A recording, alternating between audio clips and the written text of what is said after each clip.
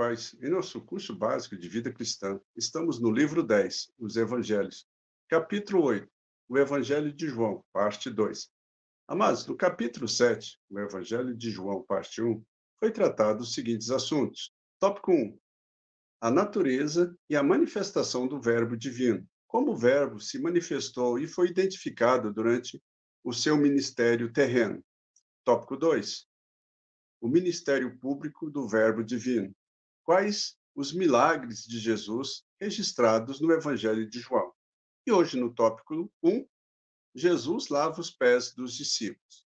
Amados, o quarto evangelho não relata a festa da Páscoa, nem os preparativos para a última ceia, mas registra a lavagem dos pés dos discípulos.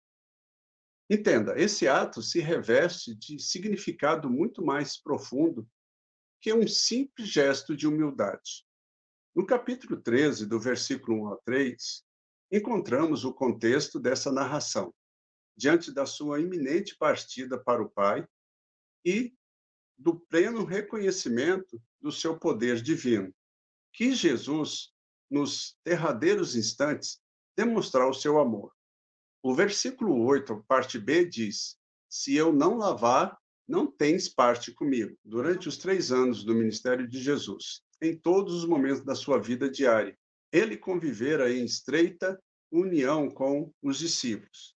Tinha visitado suas famílias, sabia das suas ocupações, viajou tantas vezes com eles, conhecia seus problemas, seus pensamentos, ensinara tantas coisas importantes, enfim, muitas foram as circunstâncias de que estavam juntos. Houve até momentos em que se aborreceu com eles. Sim, aqueles momentos de reflexão, por certo, levou o mestre a sentir quanto amava aqueles discípulos. Eles tinham sido seus ajudadores, seus companheiros na difícil jornada, mas havia ainda algumas coisas a ensinar-lhes. E em lavando-lhes os pés, Jesus transmitiu uma preciosa lição. Notamos que, diante da recusa de Pedro, no versículo 6, Cristo respondeu que ele só saberia o significado daquele ato depois. Mais uma vez, Pedro protesta no versículo 8, voltando lá no versículo 8, agora a parte B. Então é que vem a palavra de Jesus: não tens parte comigo. A resposta de Pedro, no versículo 9, demonstra que ele confundiu o símbolo com a realidade. A significação da lavagem dos pés é que passamos pelo mundo, ficamos inevitavelmente contaminados. Agora, o crente, que já foi lavado com a lavagem da regeneração, necessita banhar-se na água da palavra de Deus. Efésios capítulo 5, verso 26. Para a santificar, purificando-a com a lavagem da água pela palavra. Não é suficiente conhecermos a verdade na Bíblia, amados, mas retê-la em nosso coração, praticá-la. Ou seja, Jesus pretendeu ensinar aos seus discípulos a necessidade da purificação espiritual, para com ele participarem de uma comunhão eterna. Então, ele pretendeu também ensinar-lhes a humildade que nasce do amor, que tem prazer em servir. Os versículos 21 a 30 falam sobre Judas. Jesus estava perturbado pela presença de Judas. Mas imagine, quão doloroso deveria ter sido a Jesus saber que um dos discípulos que com ele estivera compartilhando de tantas experiências seria agora aquele que haveria de trair. E Jesus então disse a Judas, no versículo 27, o que pretende fazer, fazei-o depressa. Judas já não se encontrava entre os discípulos no final da ceia. E, de acordo com o versículo 29, podemos afirmar que ele nem mesmo chegou a participar da ceia. A glorificação do Filho do Homem seria não somente para o presente, mas também para o futuro, após o cumprimento da sua missão. Este era o propósito da cruz, a glorificação. Glorificar. O que significa? Glorificar é magnificar, é louvar, exaltar, dar posição de honra. Seu sentido principal é descrever a revelação do caráter e da presença de Deus na pessoa e na obra de Jesus Cristo. Em Hebreus, no capítulo 1, verso 3, diz: qual sendo o esplendor da sua glória e a expressa imagem da sua pessoa, e sustentando todas as coisas pela palavra do seu poder, havendo feito por si mesmo a purificação dos nossos pecados, assentou-se à destra da majestade nas alturas. Vamos entender, amados. Paradoxalmente, a hora de maior humilhação de Jesus seria o momento da exaltação da sua divindade. Ele seria exaltado sobre todas as coisas, sobre todos os seres criados. Amém? No versículo 34, ele passa a ensinar-lhes sobre o amor fraternal entre os crentes. No versículo 35, nisso todos conhecerão que sois meus discípulos, se vos amardes uns aos outros. Jesus insiste na sua comunhão com o Pai. Ela se fundamenta nas suas palavras, bem como nas suas obras. E ele promete que, se permanecermos na sua palavra, faremos as mesmas obras que ele fez, ou maiores ainda. A seguir, vem a promessa do outro Consolador. Este ficaria com os discípulos para sempre. Jesus refere-se a ele chamando-o de Consolador, Espírito da Verdade e Espírito Santo. A missão do Espírito Santo seria, primeiro, vos fará lembrar tudo quanto vos tenho dito. No 14, versículo 26. Segundo, vos guiará em toda a verdade. Capítulo 16, versículo 13, a parte A. Terceiro, vos anunciará as coisas que há de vir. No capítulo 16, versículo 13, a parte C.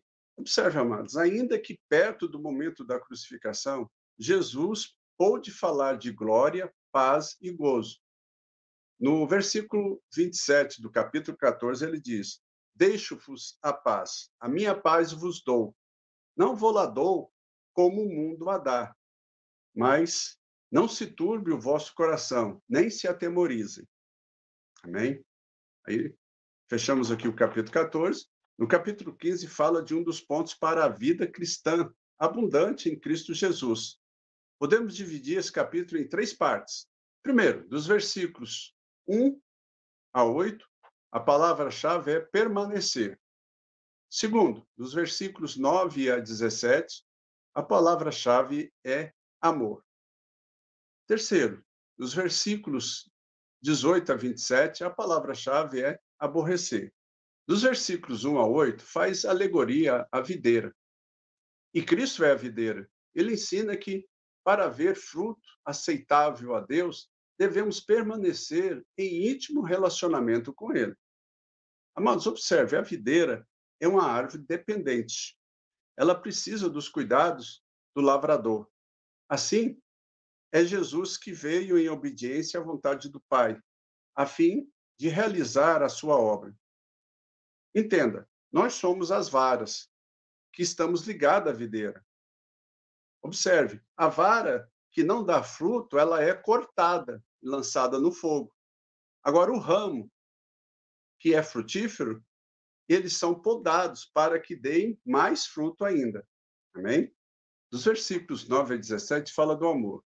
Como o Pai me amou, também eu vos amei a vós. Permanecei no meu amor. Versículo 9. O amor de Jesus para com seus discípulos tem a mesma dimensão do amor do Pai para com o Filho, ou para com Jesus. No versículo 10, registra a condição para sermos objeto do amor de Cristo. Se guardardes os meus mandamentos. O meu mandamento é este, que vos ameis uns aos outros. Então, a prática do amor em nós é a obediência. No versículo 16 diz que não foste vós que me escolhestes a mim. Pelo contrário, eu vos escolhi a vós outros e vos designeis para que vades e deis fruto, e o vosso fruto permaneça, a fim de que tudo quanto pedirdes ao Pai, em meu nome, ele vô-la conceda.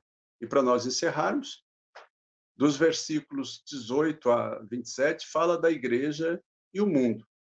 Se o mundo vos aborrece, sabeis que primeiro do que vós me aborreceu a mim, no versículo 18. Assim, nós podemos concluir que os pecadores não querem ouvir o que de real está reservado aos que se negam a receber Cristo. Isso porque o mundo desconhece a Deus. E os versículos 26 e 27 terminam assim: Mas quando vier o Consolador, que eu, da parte do Pai, vos hei de enviar, aquele Espírito de verdade que procede do Pai, ele testificará de mim. E vós também testificareis, pois estiveste comigo desde o princípio. Amém? Então, na próxima aula, tópico 2, nosso relacionamento com o Espírito Santo.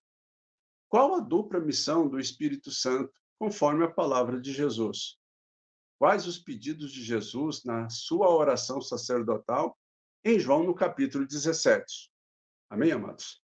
Então, observe. Vou voltar a repetir. Cada momento que nós conhecemos mais da pessoa de Jesus, do agir, da maneira de pensar, da condução dele, nós temos base para nós abraçarmos a comissão que ele deixou para cada um de nós, ide por todo mundo e pregai o evangelho.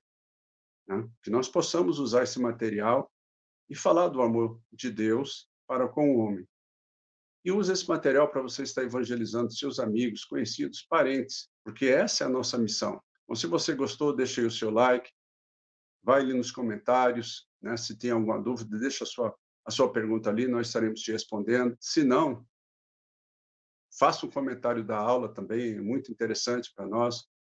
E divulgue o canal, para que nós possamos atingir um número maior de pessoas.